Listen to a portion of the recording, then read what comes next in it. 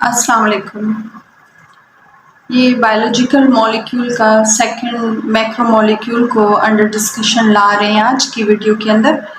इसमें कार्बोहाइड्रेट को जो है वो मैंने जर्नली इंट्रोड्यूस करवाया है स्ट्रक्चरल सपोर्ट या केमिकल कंपोजिशन के हिसाब से, और दूसरा उसके कुछ फंक्शन और थोड़ी सी क्लासिफिकेशन आज के लेक्चर के अंदर डिस्क्राइब कर दूंगी।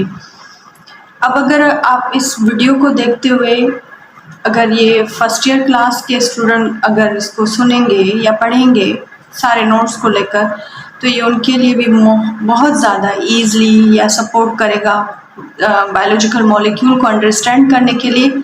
और दूसरा जो अगर हम यहाँ पर जर्नल किसी और टेस्ट के लिए भी प्रेप हो रहे हैं तो वहाँ पर भी इसको सपोर्ट मिलेगी उन्हीं सारे कैंडिडेट्स को।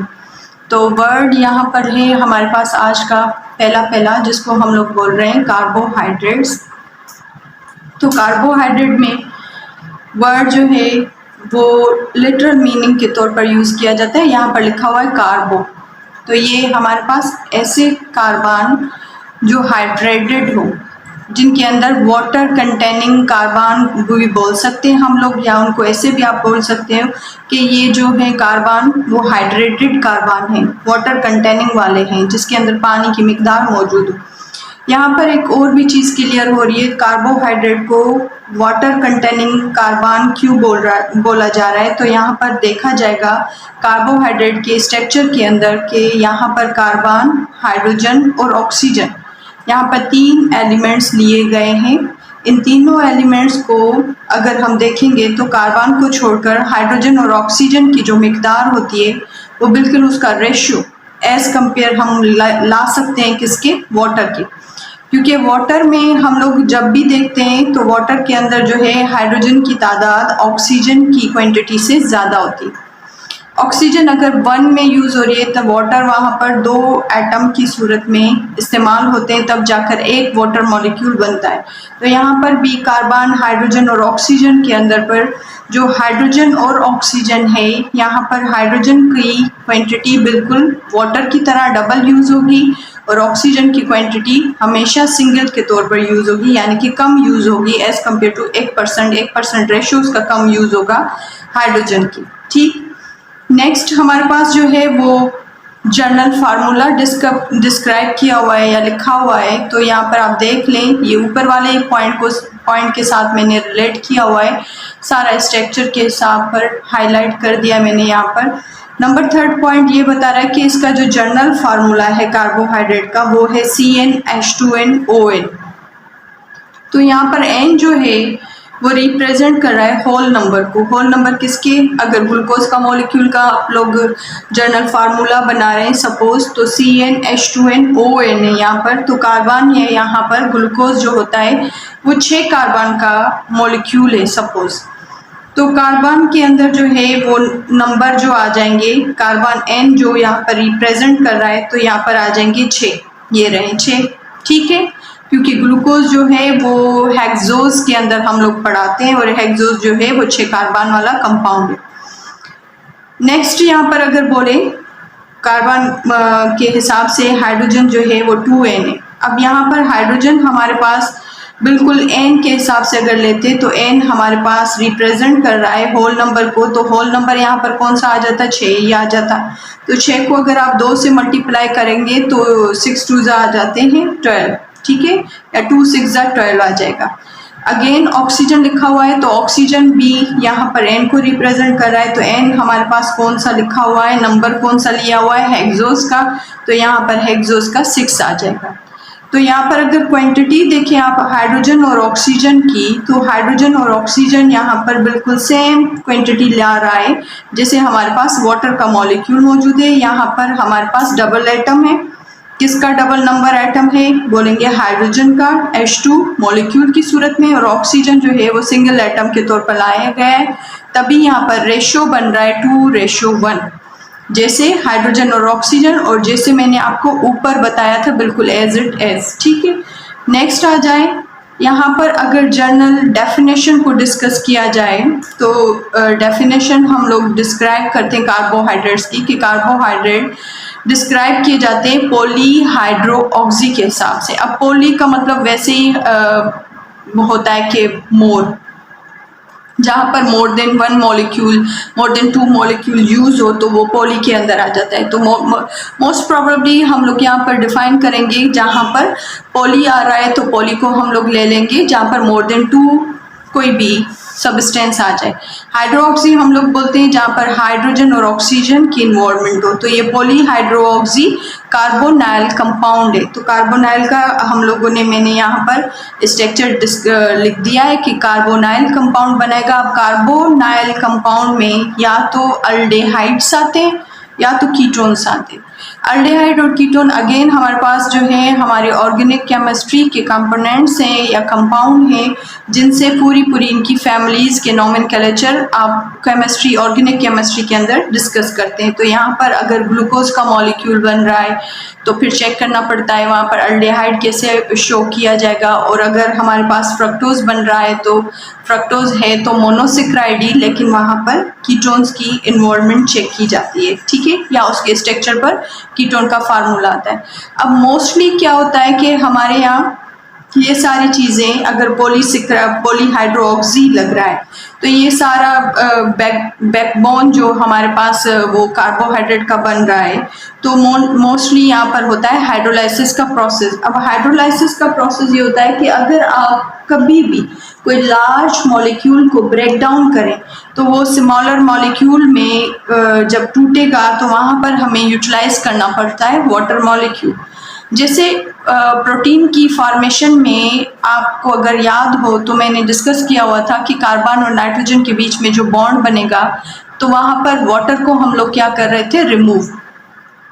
यहाँ पर हाइड्रोलाइज कर रहे हैं, तो हाइड्रोलाइसिस में वाटर के मॉलिक्यूल को ब्रेक करके दो मोनोमर्स के बीच में लगाया जाता है। तो यहाँ पर यूटिलाइज हो रही है वाटर मॉलिक्यूल और वहाँ पर रिमूविंग हो रही थी वाटर मॉलिक्यूल की, तब जाकर जो है कार्बन और नाइट्रोजन के बीच में बॉन्ड बना था, ठीक।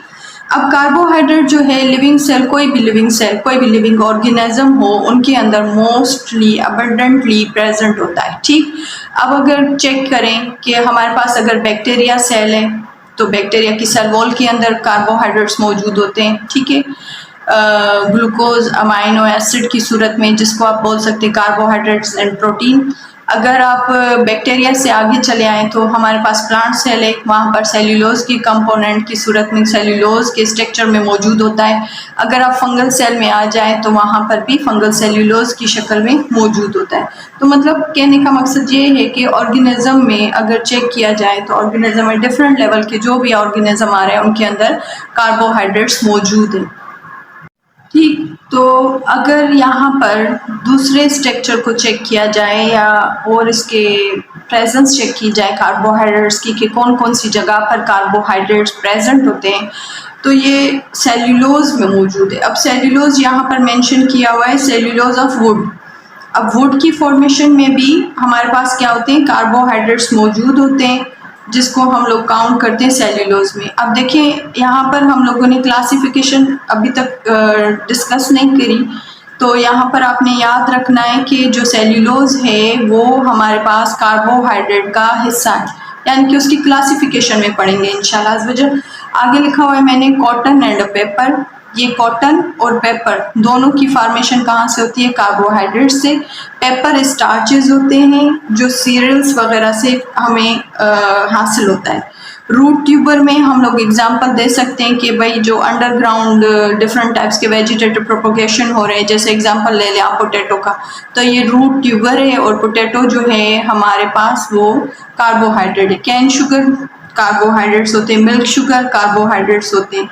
अब अगर जर्नल किसी प्रोसेस के अंदर चेक किया जाए तो हमारे पास होता है फोटोसिंथेसिस, जो प्लांट के अंदर पढ़ाए जाते हैं कि भाई प्लांट अपनी फूड मटेरियल खुद बनाता है। तो वो फूड मटेरियल जो प्राइमरी प्रोडक्ट हमें मिलता है फोटोसिंथेसिस का, क्योंकि हमारे पास दो प्रोडक्ट होते हैं, primary and secondary product.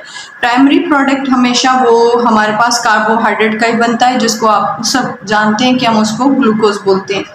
Carbohydrates अगर किसी दूसरे ऑर्गेनिक मॉलिक्यूल के साथ अपना बॉन्ड बना लेगा कॉम्बिनेशन बना लेगा। तो ऐसे कॉम्बिनेशन में हमारे पास डिफरेंट कार्बोहाइड्रेट्स के एग्जाम्पल काउंट किए जा सकते हैं। जैसे यहाँ पर मैंने दो कोई डिस्कस किया है, एक प्रोटीन के साथ बना रहा है और दूसरा अपना कॉम्बिनेशन बना रहा है लिपिड के साथ। अगर प्रोटीन के साथ बनेगा तो उसको हम लोग बोलते हैं ग्लाइकोप्रोटीन, अगर लिपिड के साथ बनेगा तो उसको बोलेंगे ग्लाइकोलिपिड्स। ठीक है, इनमें अब अगर आप देखें ग्लाइकोप्रोटीन और ग्लाइकोलिपिड्स के दोनों कंपाउंड के हमारे पास जो है वो एक इम्पॉर्टेंट रोल है जो सेल्यूलर एक्स्ट्रा सेल्यूलर मैट्रिक्स बनाता है एनिमल और बैक्टीरियल सेल वॉल के अंदर। ठीक है, तो सेल वॉल में वैसे भी हम लोग ज़्यादाती में डिस्कस हमेशा कार्बोहाइड्रेट्स को ही करते हैं। अगर कार्बोहाइड्रेट इस तरीके कार से दो ऑर्गेनिक मॉलिक्यूल आपस में कंबाइन हो जाए तो उस मॉलिक्यूल के ऊपर हम लोग नाम दे देते हैं कॉन्जुगेटेड मॉलिक्यूल, क्योंकि हम लोग अब डिस्क्राइब जो कर रहे हैं या डिफाइन कर रहे हैं वो एक्चुअली किसी एक मॉलिक्यूल को नहीं कर रहे हैं, वहाँ पर दो मॉलिक्यूल का कॉम्बिनेशन बता रहे हैं। अब कॉम्बिनेशन देखिए, प्रोटीन का कॉम्बिनेशन अगर ग्लूकोज के साथ या कार्बोहाइड्रेट्स के साथ बनेगा तो वो कहलाता है ग्लाइकोप्रोटीन। अगेन अगर आप लिपिड्स के साथ उसका कॉम्बिनेशन चेक करेंगे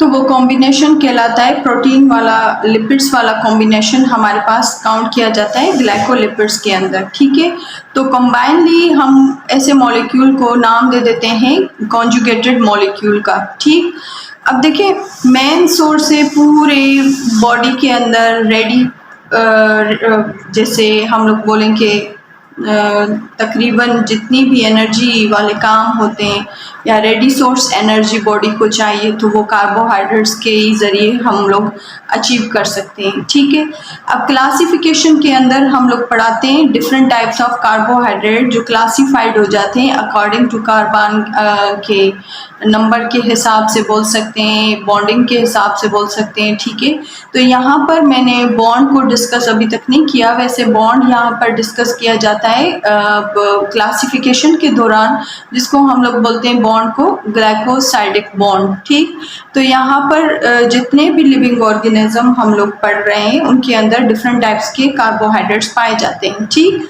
तो कार्बोहाइड्रेट में अगर वर्ड मोनोसेक्राइड आ जाए तो मोनो का मतलब होता है सिंगल, सैक्रोन जो है सेक्राइड वर्ड सैक्रोन से निकला हुआ है जिसका मतलब है शुगर। फिर आते हैं हमारे पास सेकंड क्लासिफिकेशन में डाइसेक्राइड। डाई का मतलब होता है two, saccharon mean again sugar. Oligosaccharides भी हम लोग डिस्कस करते हैं, ओलिगो के अंदर वर्ड ओलिगो का मतलब होता है फ्यू।